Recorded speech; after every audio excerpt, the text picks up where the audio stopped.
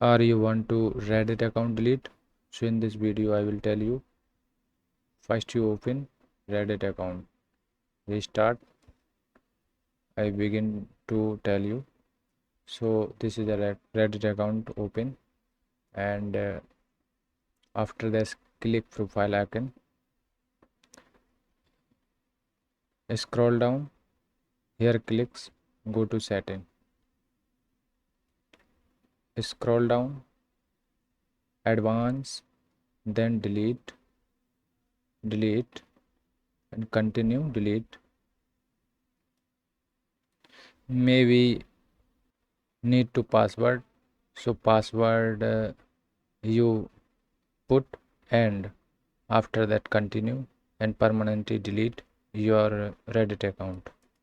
But I not deleting this account because my data is lost.